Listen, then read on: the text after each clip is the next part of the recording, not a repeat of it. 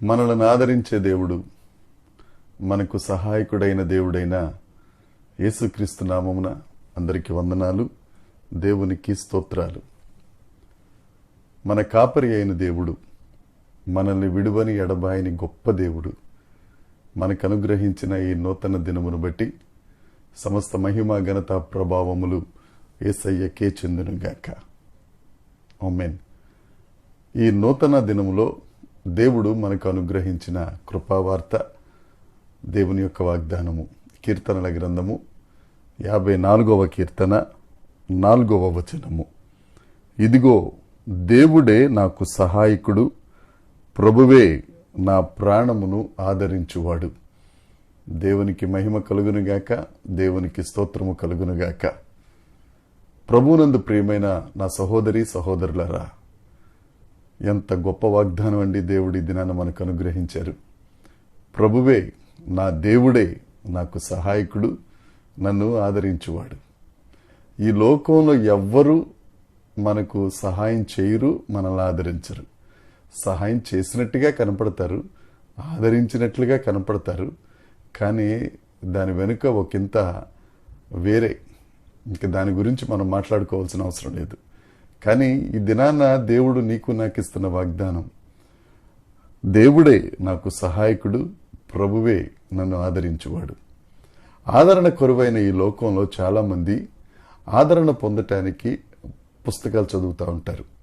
ఆదరణ పొందటానికి టీవీల్లో నవ్వు తెప్పించే ఆ షోస్, తర్వాత సినిమాలు రకరకాలు చూస్తారు. అవి అయిపోయిన తర్వాత మళ్ళా మామూలే, మన బాధలు మన కష్టాలు ఇవన్నీ మామూలే.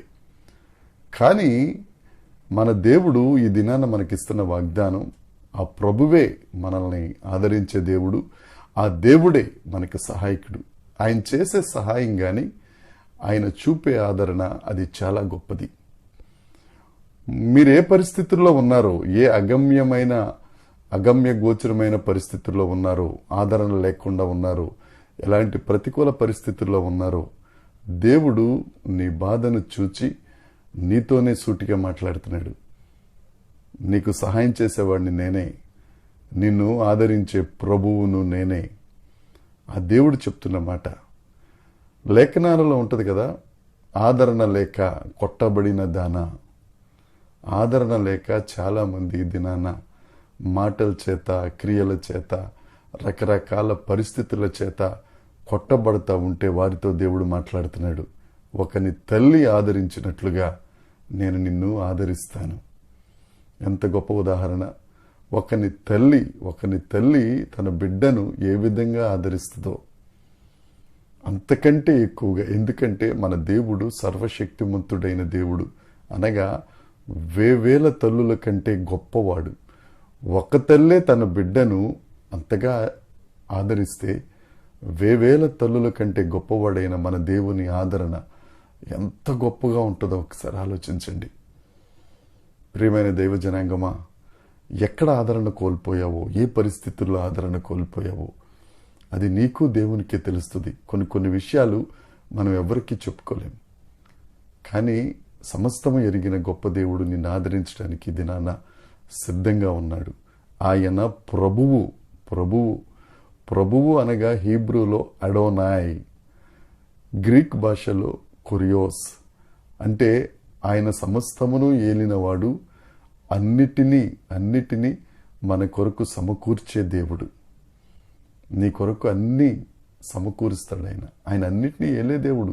ఆదరించడం అంటే అన్నిటినీ నీకు సమకూర్చి అన్నిటినీ ఏలుతూ నీ ముందు నడిచే దేవుడు. ఆయన ప్రభువు, ఆయనే రాజు, ఆయన మన అధిపతి, మన అధికారి, మన ఏలువాడు.